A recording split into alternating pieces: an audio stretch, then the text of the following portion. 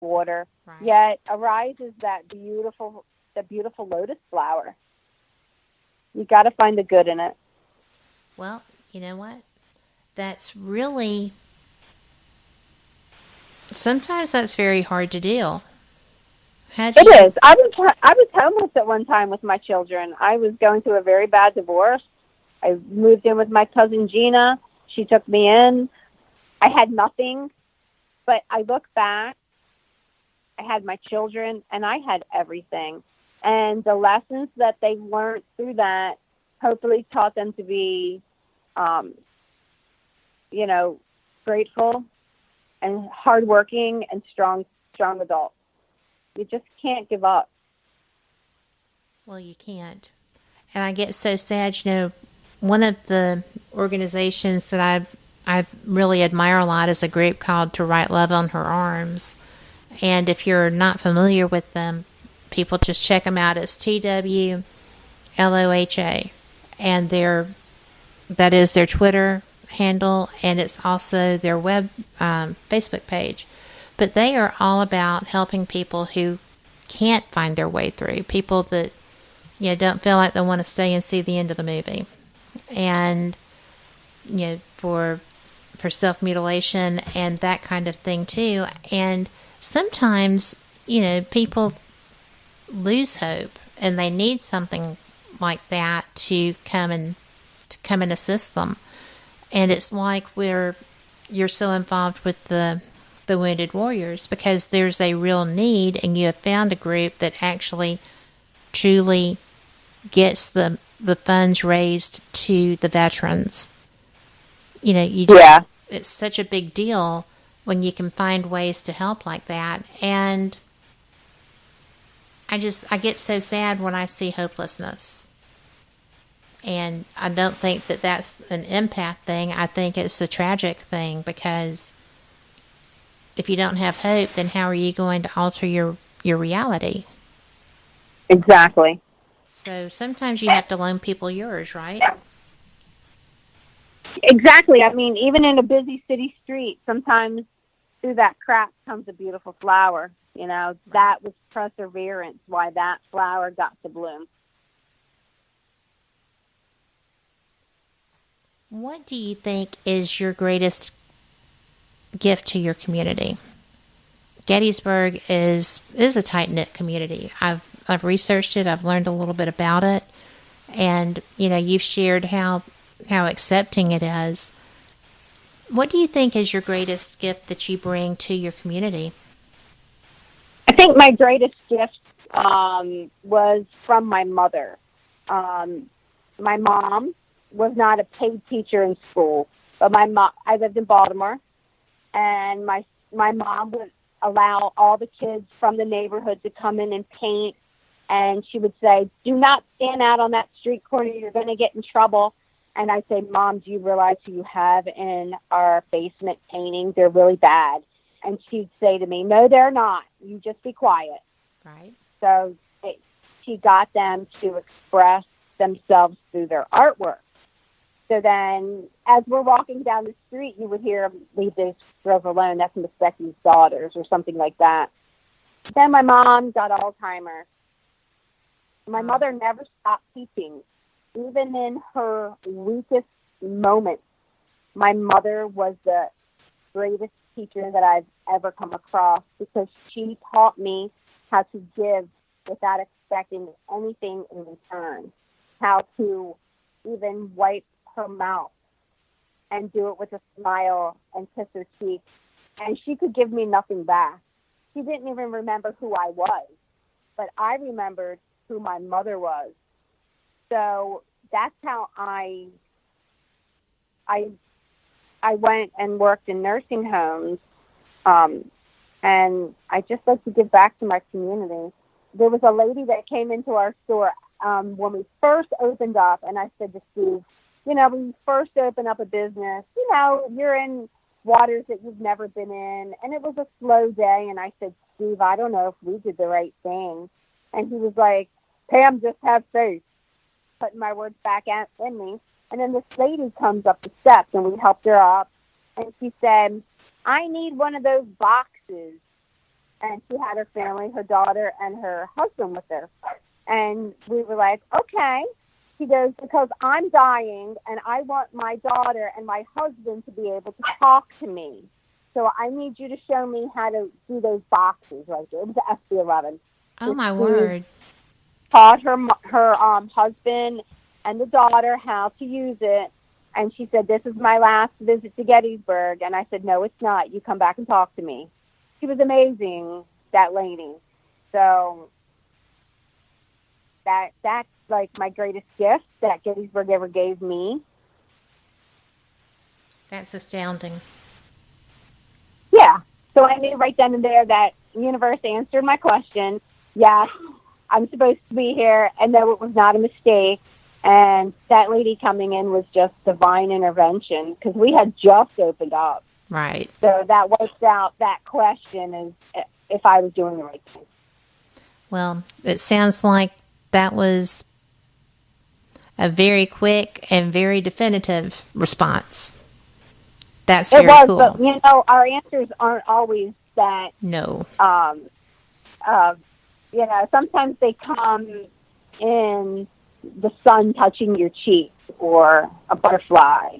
Yeah. You know, even a long phone call. You know, maybe that person just needed to hear a human voice.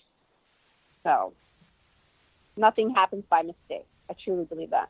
I believe that too. And, you know, I think that you really are one of the most positive people I've talked to in so long because thank you. Of your outlook and your knowledge that you don't have to stay in this place. And the fact that you were there to help this woman who knew that she wasn't going to physically be there, but was open enough to want to find some method of communication with her family to comfort them. And she was happy. She was actually a happy lady. She was happy for her experience that she had, and she was happy that she was in Gettysburg again. A little melancholy when she had to leave, but yeah, that's one of the most amazing experiences that we've had in the store. That's such a gift. You're right. That is a beautiful gift.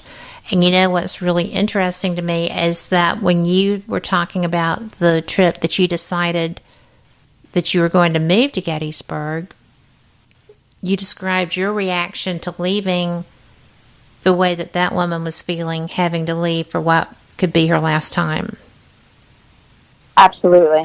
I didn't connect that. You were so right. It was just a shared experience, right? And it's a beautiful thing. Absolutely. Oh. Yeah.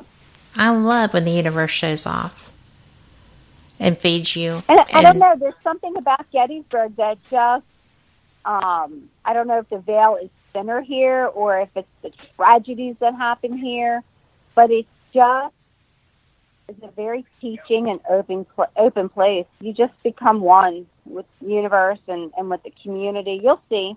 As long as you come here with a good intent, Gettysburg will just envelop you. I'm so looking forward to that because, I mean, the only thing that I can think of that could come from that kind of tragedy, that much death in one place, you know, that could be a really negative thing. And I've never heard anyone say that they felt that there, which is astounding considering the level of death that occurred just in a 2 and 3 day time. I have had some experiences in Gettysburg where I was like, whoa. Not evil, but just like the Louisiana Tigers came down, and there was, not far from the Jenny Wade House in the Grove, there was a battle, and the Louisiana Tigers were left out of prison, so they were picking up arms and legs, and, you know, if they made it through the Civil War, they were granted their freedom. So they were fighting with everything that they had. Now, I have had experiences over in that Grove where I'm like, oh, I'm not welcome here. I'm going to kind of leave right now. Really? You know, but I always go back. But I also respect that level of fierceness of wanting to survive. Absolutely. That's why you succeeded and made your made your life what it is now. And with that, we are going to have to take a little 2-minute break, and we will be back just immediately. 2 minutes. Almost immediately. Okay. Flip side. Okay.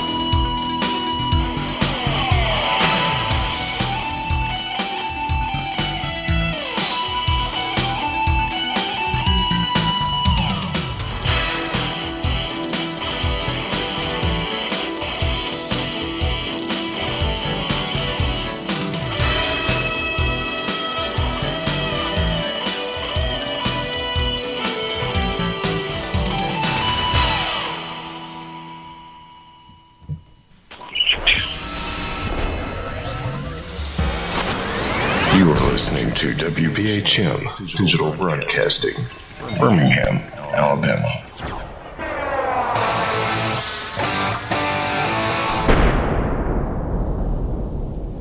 It is 45 minutes after the hour, and you are listening to Paranormal Experience Radio.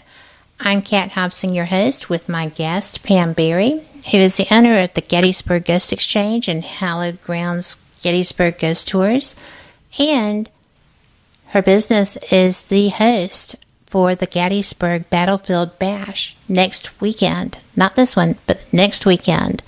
And if you are close enough to go, you probably ought to. It's going to be amazing. But Pam, we were talking about your experience there in the Grove in Gettysburg.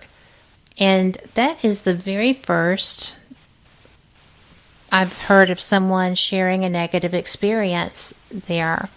Is that just unusual to that area? And I do understand the ferocity that they were having to fight with. I get that. But is that just an unusual occurrence for there? For the Grove, I think that part of the battlefield is pretty intense. For all over Gettysburg, it is what it is. The different emotions, like Eisenhower Bridge, people have committed suicide back there. So, we've gotten some things where addiction comes through a lot. They're sorry. They didn't mean it. To anger back there, but that's not Civil War energy back there. That is newer, a lot newer tragedies back there. I'll show you where it's at. Okay. Well, that's one thing that I appreciate very much. When you and I were talking, you didn't realize this was going to be my first trip to Gettysburg. I didn't. Now I'm very excited for you. I am too. And, I reached out and said, where are some things that I should not miss? And you said, well, I'll just show you. And I'm like, well, yeah, I'm down with that. Yeah. So thanks. But you're welcome. I just, like I said, there's going to be so many friends who are going to be attending this event that I'm stoked for that. And I'm stoked for my first trip to Gettysburg. And I'm stoked for getting to finally meet you and Steve in person. And it's going to be a great time. What would you like to share in this last bit? Because we've got about 15 minutes that you can just tell people what you would like to. This is your time. I just want to say that I'm grateful